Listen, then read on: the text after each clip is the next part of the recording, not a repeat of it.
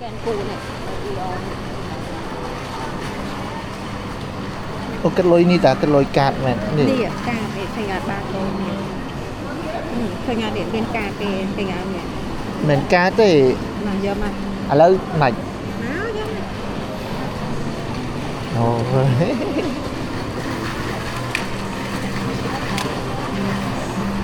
và bằng rồi nhá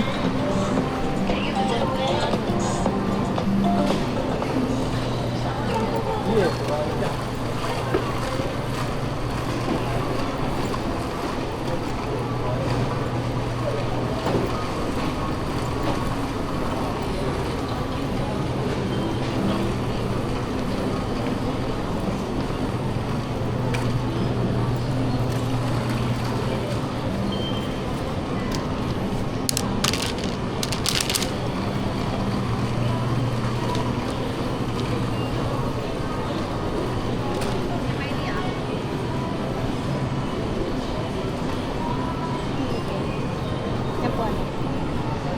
Này đi. Bái chè. Nhâm chè hay là bây rồi cứ lấy nữa Nè đi. nhâm ngày nay nhâm nghỉ đang mệt hả Nhâm mà lời nó kêu tình. Cái này nhâm đi con chè. nhâm thấy không Hả? sách lô để nhâm thấy Nhâm thấy mấy? nhâm thấy đó Nhâm thấy mấy? ừ. Mùi nó tết đó. cô nhâm thấy đó sách thấy lô đó.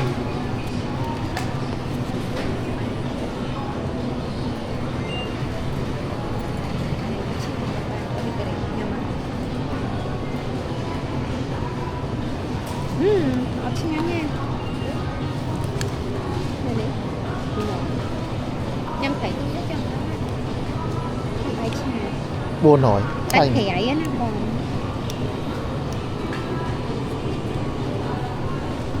Vô muối á bạn. Vô muối á.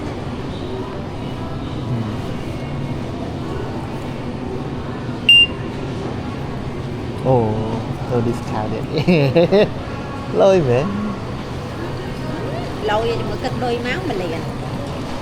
Nên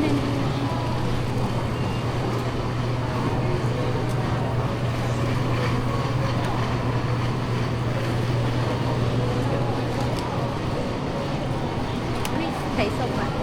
Ôi trái cái mà đi bạn. cần xe ban cả sạm mà nổ rất là rất là Ăn lấy vô mình. nè cái vai này tíนี่มัน yes Hay ấy. bấm Cái scan bông ai đấy bông ai mưa mà. let's scan Mưa Tiến anh ta scan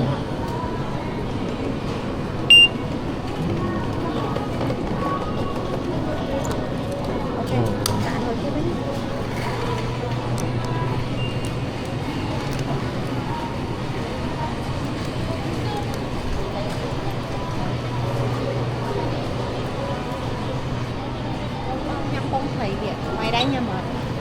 giờ nó mới cho nó tận am rồi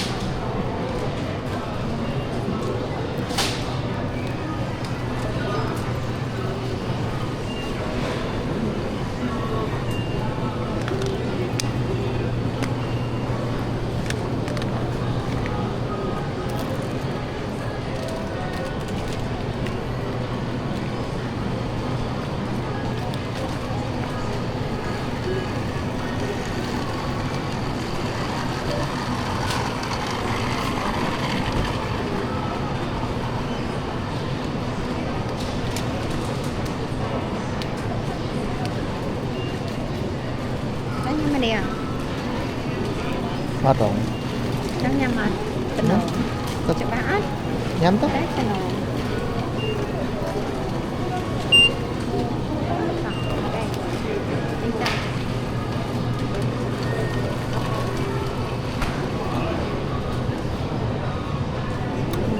bán đấy ôn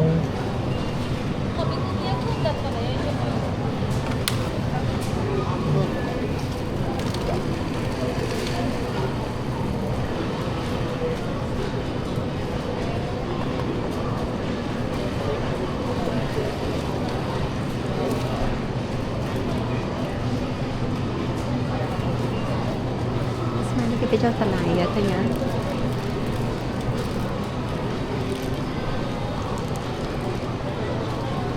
mong phong mùi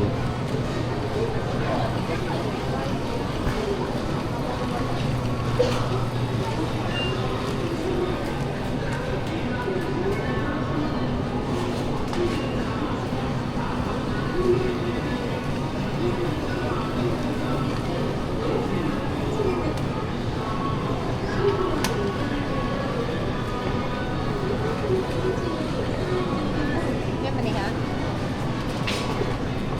muốn nào Màu anh. giờ tôi một bán đi bay rồi Bay hồi chiều. mạch mạch ra một sạch Selai pun jam mỗi tadi kita selai.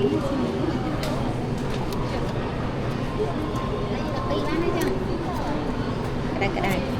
Ini menurut chiều. Bang ai mana anh?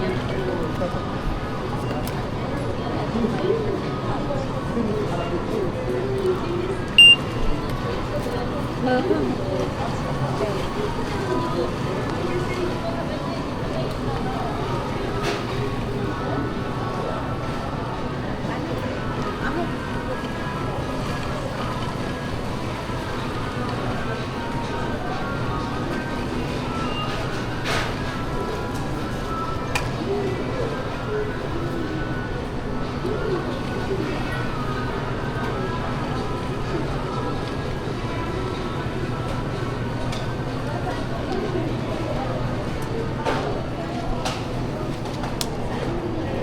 Belum selai.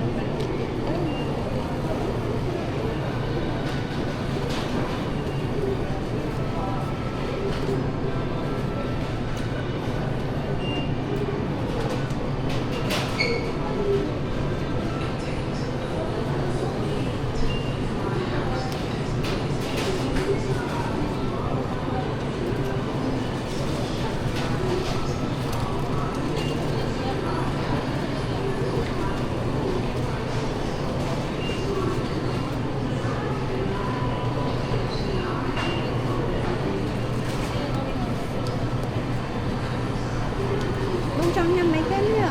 bán nó Ở trong nhâm anh. bánh mà cần nổ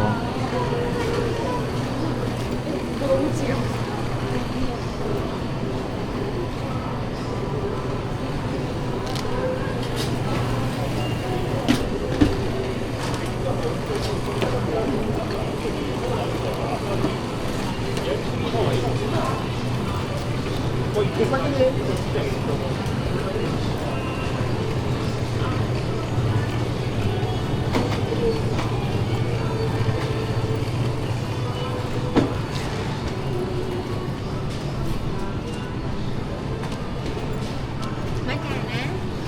Nấu green tea. Ok. ayah kelaya lebih kelaya kelaya penyep sa tầm đa từ kelay chưa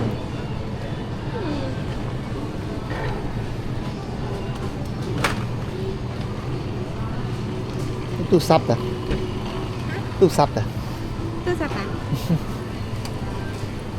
Mai panggil kita ya. Balik bok.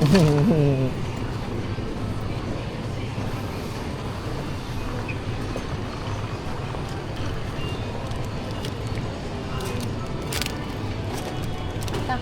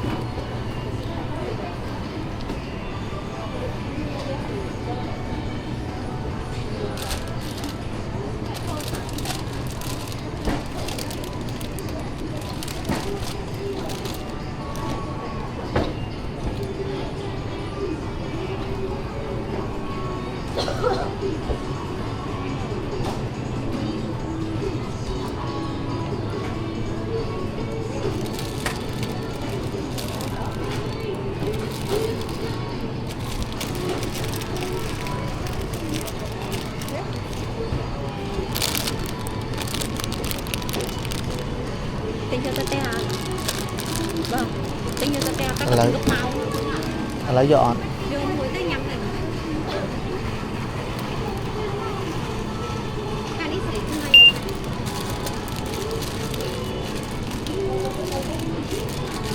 đai chẳng thế xả đi mà đâu bố nói ca rồi xả đi mà đâu con xẻ buôn ở ca nó chết lớn nó lớn 商品を削除しました。商品は売り場にお戻しください。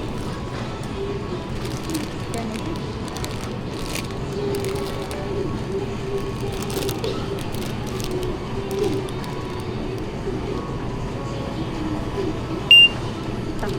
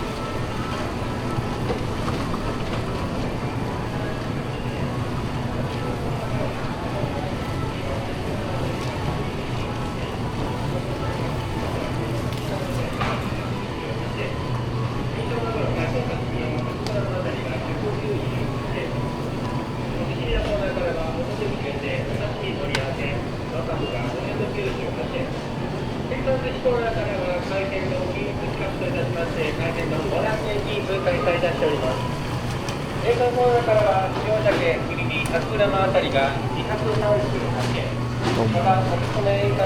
con chiên 398円金額合わせて開催いたしております。どうぞこの後もみんなごゆっくりとお買い物をお楽しみくださいませ。い Ồ, らっしゃいませ、いらっしゃいませ。本日も全力開催。 miền Nam cứ vô tới 京都桂川ご来店いただきまして誠にありがとうございます。追加の魚のコーナーからお得意お買い物ショップのご案内申し上げます。追加のコーナーからは今お得意のあたりが270 ô này không cái rồi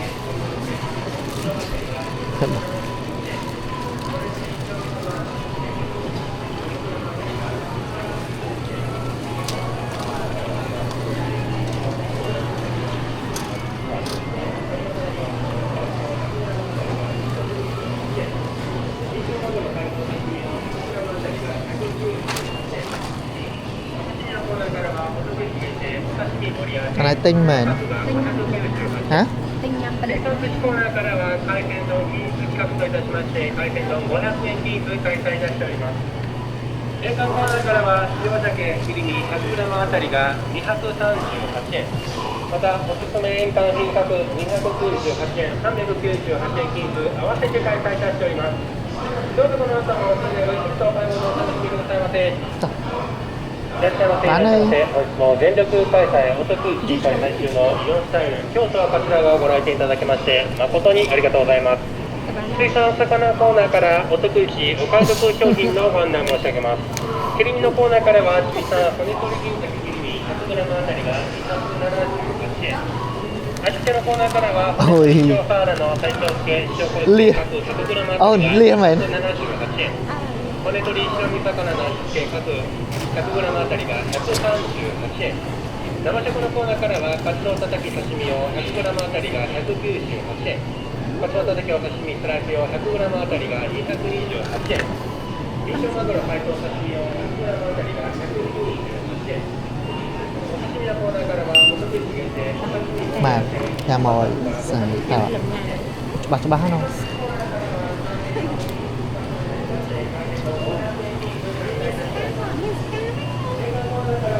cái đi oi ta cái bộ hơi bây giờ mình sẽ cái lỗ chứ đi cái mũi không cho nó cái tóc scan đấy rồi rồi mình mà là được rồi rồi không xe đấy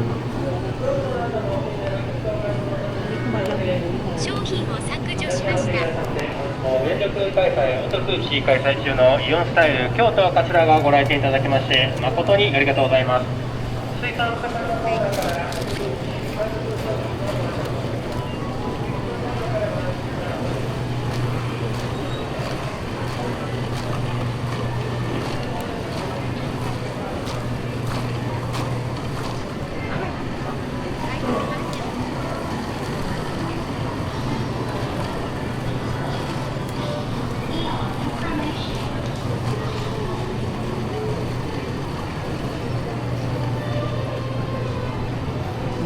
ปงมอนไอ้เก๋ nấu bột muối เออปง ờ